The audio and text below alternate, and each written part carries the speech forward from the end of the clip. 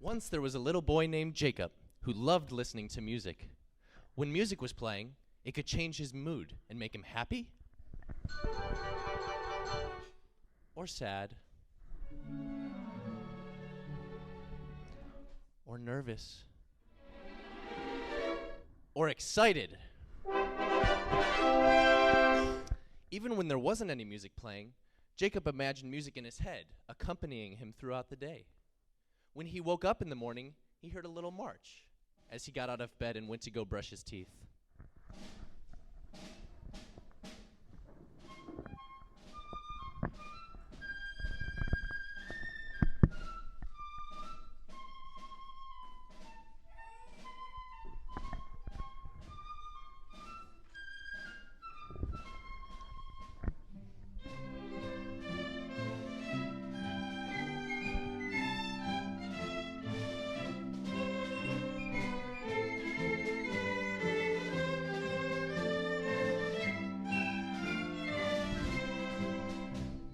As he rode the bus to school, the rhythm of the bumps in the road seemed to make a little dance.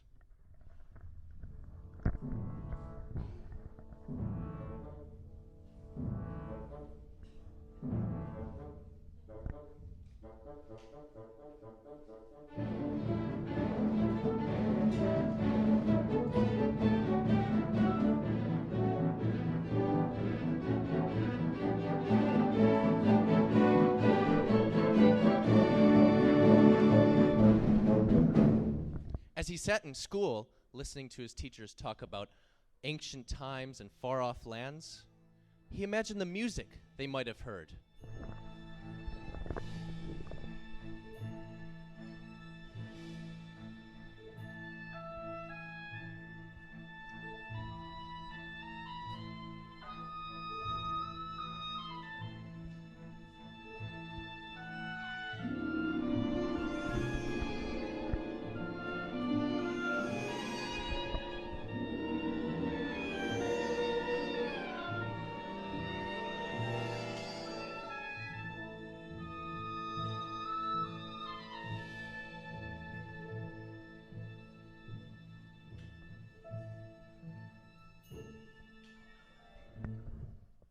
He even imagined music during recess as he played soccer with his friends.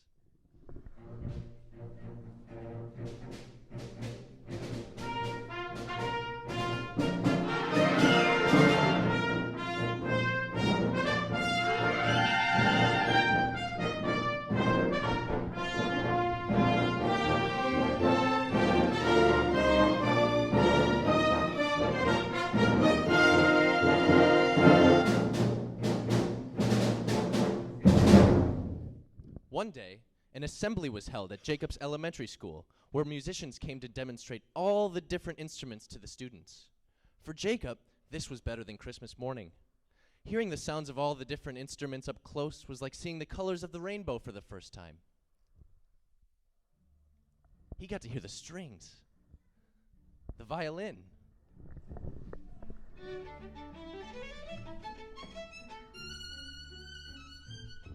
the viola, the cello,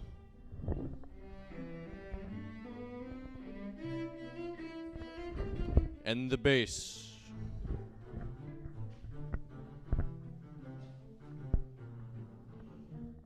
Then there were the woodwinds, the flute, the oboe, the clarinet, and the bassoon.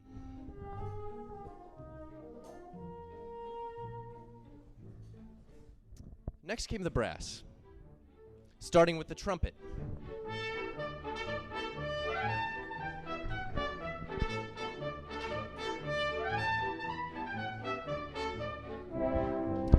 the French horns,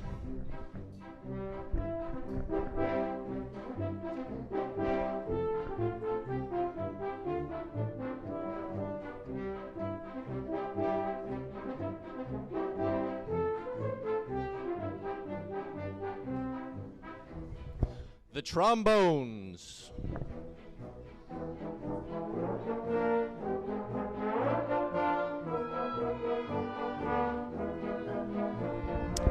And the tuba.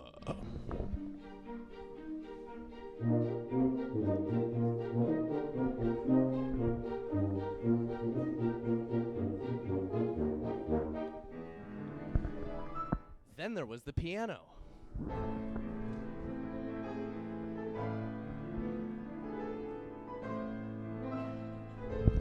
The harp. And finally, the percussion. The timpani, the xylophone, and the glockenspiel.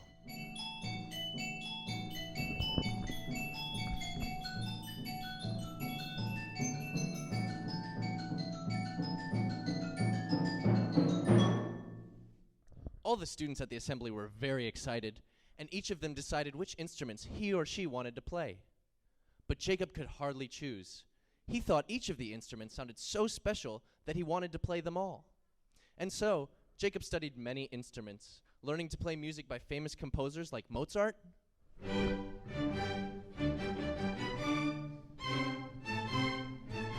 and Haydn,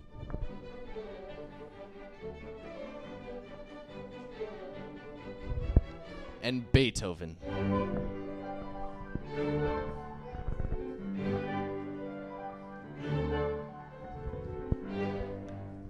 People who lived many hundreds of years ago. But one day, when he was listening to the radio, Jacob heard a piece of music so beautiful he could hardly believe it.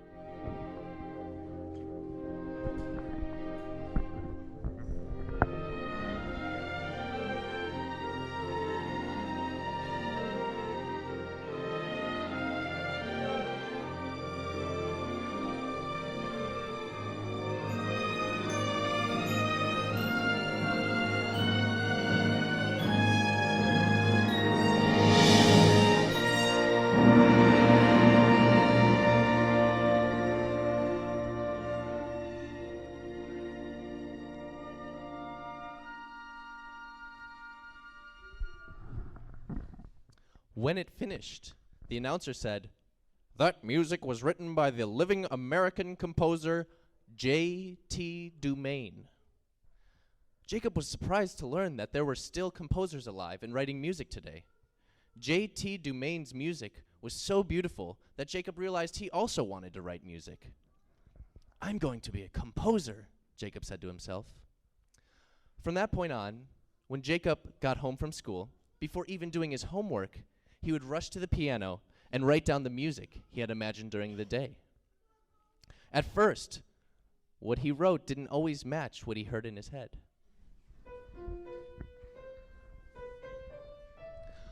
But he kept practicing.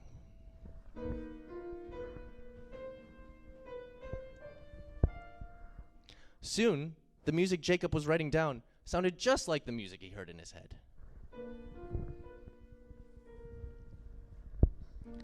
Every day, he would bring new compositions to school, and his friends would try playing them.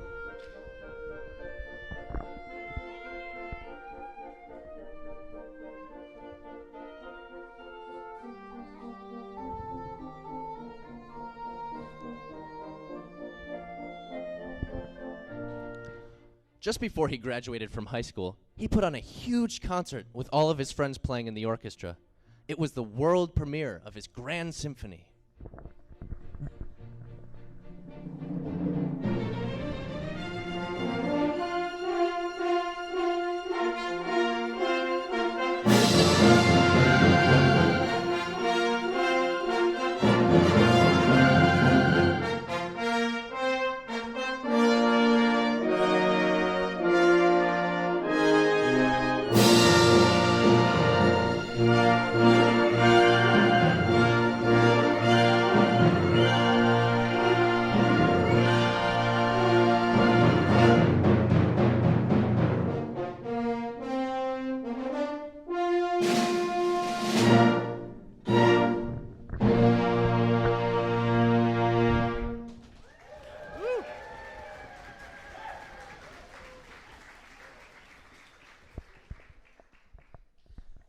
After the concert, a friendly old lady came up to him and said, "Jacob, I just loved your new symphony.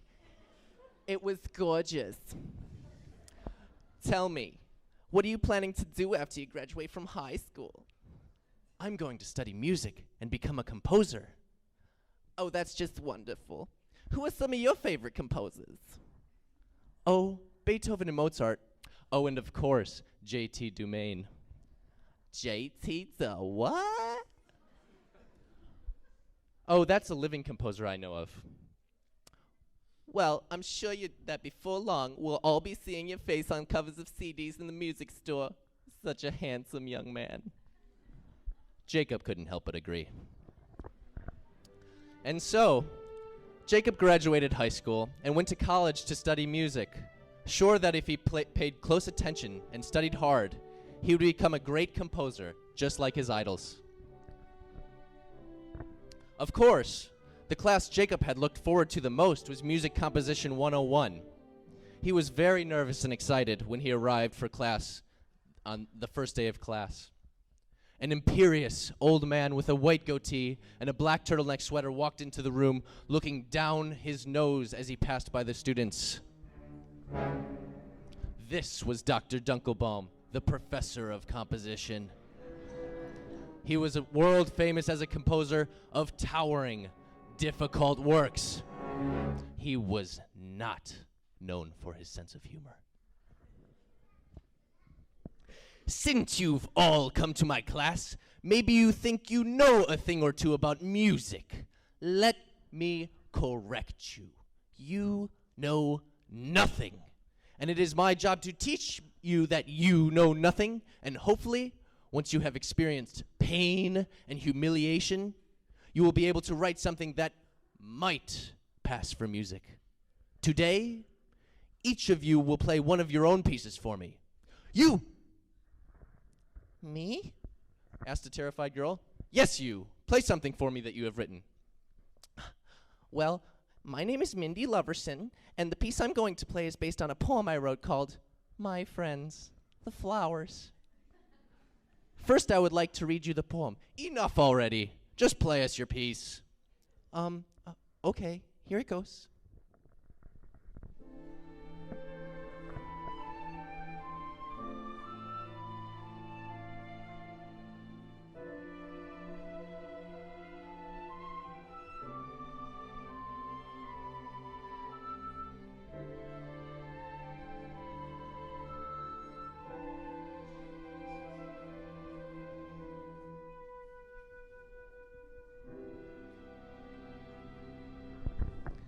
And just what is it you are trying to communicate in this piece, Miss Loverson?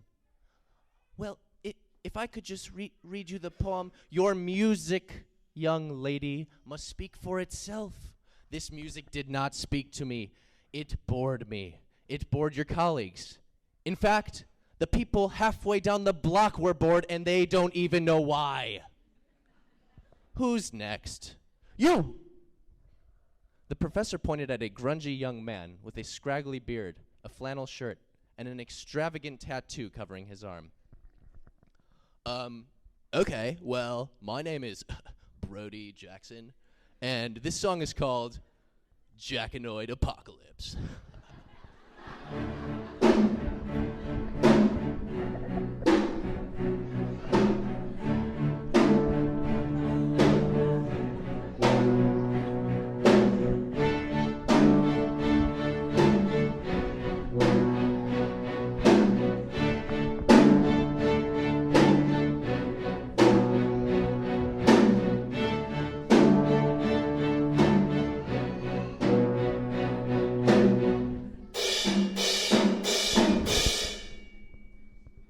What in the...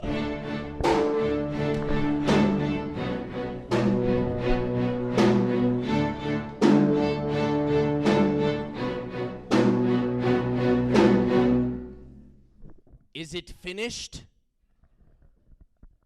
Well, yeah. Good, because it never should have started in the first place. Who's next? You! The professor pointed at Jacob. He had never been so terrified in his life. This is the ending of my first symphony. Oh, your first. And how many have you written? Well, just one. Ah, well, Herr Beethoven, please do treat us to your 19th century bourgeois masterpiece. Okay.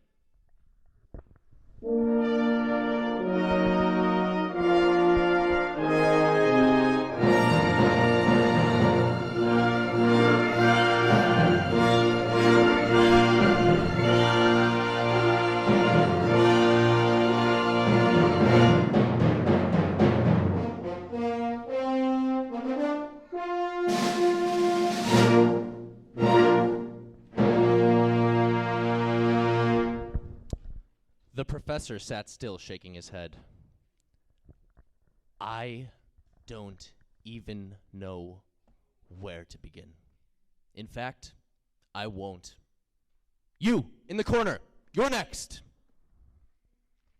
The professor pointed at a young man with spiky black hair in an oversized black smock and tall black leather boots. Okay, so my name's Icon, and I guess I can play this thing. I'm not really quite sure what it is, but it was inspired by Gregorian chant and Tibetan numerology, and it's called This is the Way Things Are Meant to Be.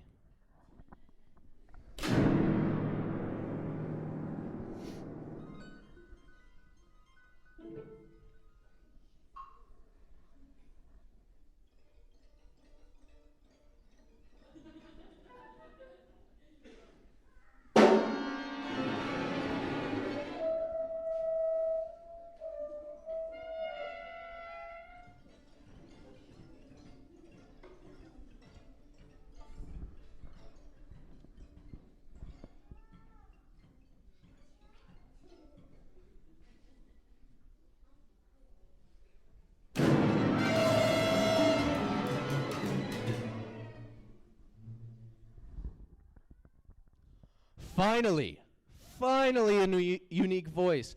Finally, music with some meaning to it. This is something that cannot be taught. Jacob was a little surprised. Icon's music didn't sound like much he had heard before, but he wasn't sure how much meaning he heard in it. Now then, here's your assignment for next class. I'm going to play you 5 notes, and I want each of you to take these 5 notes and develop several musical themes based on them alone. Here they are.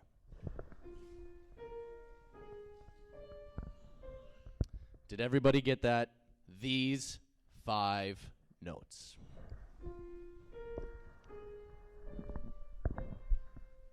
That is all. Class dismissed.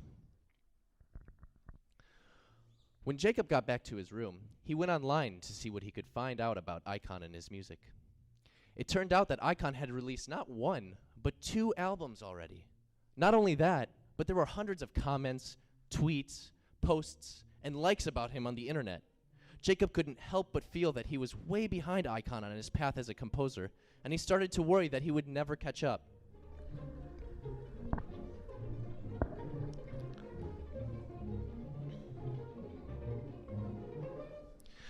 Jacob distracted himself by working on the professor's assignment. He played those 5 notes again and again, coming up with as many original ideas as he could. He worked well into the night, and by morning, he had pages and pages of themes, over 100.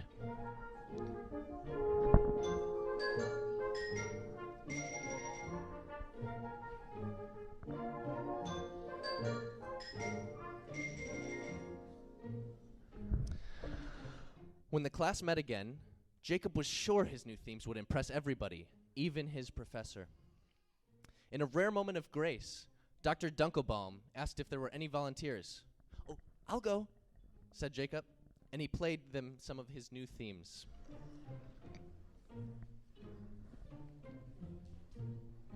This one is for the violin.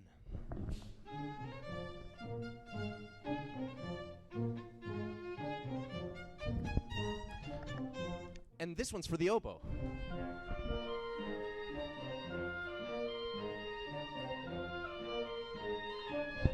And this one is for the brass.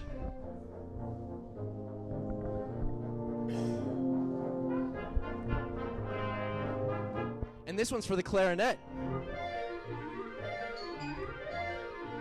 And this one's for enough. Just the same old conventional thinking. Icon, will you please play us your version so that I might hear one original thought today? Okay, so here.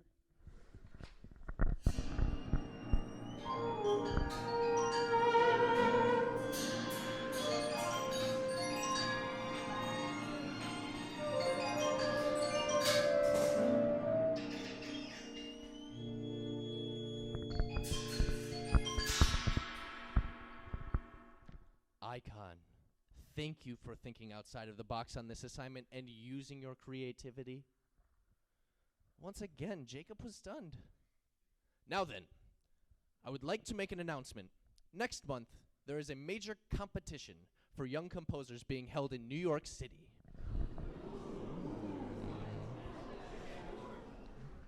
The rules of this competition are the same as this assignment. You will be given a melody and asked to write a piece around it. In the unlikely event that any of you were to win, you would gain international recognition and be assured fame and fortune. That is all for today. The rest of the students left the class, but Jacob stayed behind. He mustered all of his courage and walked up to Professor Dunkelbaum. Excuse me, sir. May I ask you a question? If you must. Well, I was just wondering, sir, I didn't get any comments from my assignment this week. Could you tell me what you thought? Young man, if you could concoct a single original musical idea, that would be worth pursuing. All I hear now is taste, refinement, and that loathsome word, beauty. Nobody will ever take you seriously if you keep this up. You'll just be another J.T. Dumaine. Jacob didn't let Professor Dunkelbaum's harsh words get him down. He kept working hard on his assignments and improving as a composer.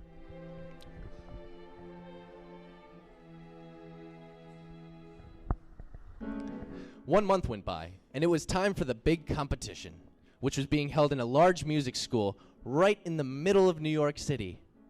Jacob found it busy and overwhelming, but Icon seemed to know everybody there already. Jacob and Icon were seated next to each other in a large auditorium with dozens of other young composers. Jacob turned to Icon. Wow, this place is huge. Yeah, I guess it is. I don't know. I started coming here when I was like 7. Oh, Jacob said. Hey, Icon, I meant to ask you. Do you know who the judges are going to be for the competition? Yeah, I mean, two of them are like these really famous composers that I met at this nightclub last night. And then there's somebody like Demont or something. J.T. Dumaine? Yeah, I guess. Just then, a tiny, little old gray-haired lady walked across the stage and stepped up to the microphone. Ladies and gentlemen, I am now going to play the competition melody for you. Each of you will interpret this melody in your own way and create an original piece of music based on it. You will have 24 hours to accomplish this. Here is the melody.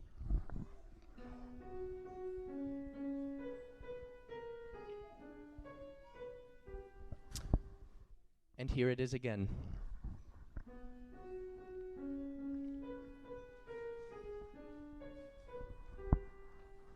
The composers were sent off to their individual studios and set to work.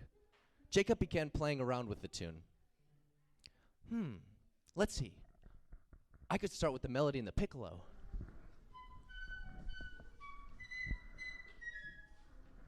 Or no, maybe with the winds.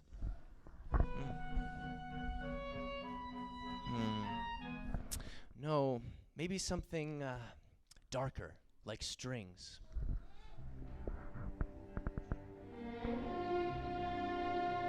Yes, strings.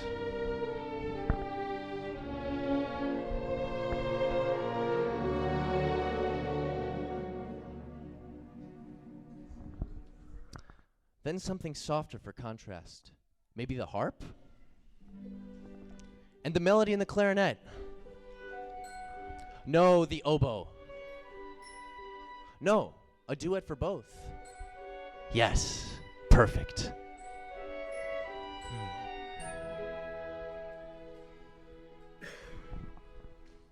Now we need drama. Something fast and dramatic. Even epic. Brass. Yes, and the horns playing the theme. And then the percussion could come in. And so Jacob worked well into the night. As the sun was coming up, he drifted off to sleep, the last notes of the composition still fresh on the page. At noon, the composers met back in the auditorium. The gray-haired lady came to the stage. Ladies and gentlemen, the judges have narrowed down the field to 2 finalists. Each of their pieces will be performed, and the judges will then render their final decision. The finalists are Icon Chevalier and Jacob Lee. Icon's piece was played first.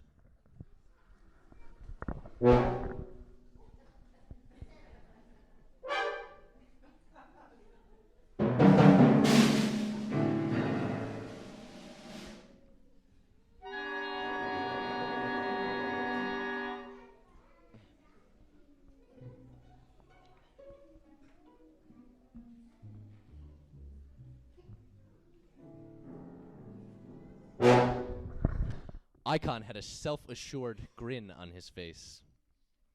Then came Jacob's piece.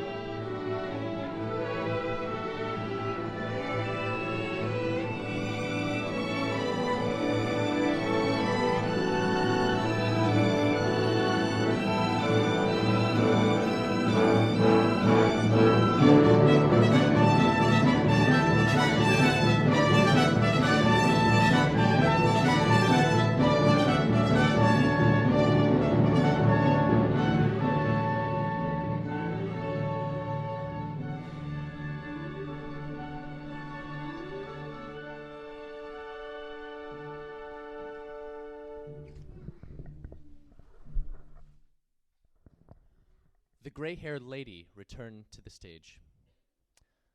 The results of the judges are in. This year's Capital One Center for the Performing Arts Prudential Insurance Youth and Music Program Verizon Wireless Award for Young Composers goes to Icon Chevrolet. Icon walked onto the stage and took the microphone. So this feels a little bit like deja vu, since I just won a similar prize in France last week. But new music is kind of crazy, right? I guess I'd like to thank my agent, my Twitter followers, and of course our corporate sponsors. Okay, thanks. As the audience filed out of the auditorium, Jacob tried to sneak out the stage door without seeing anybody.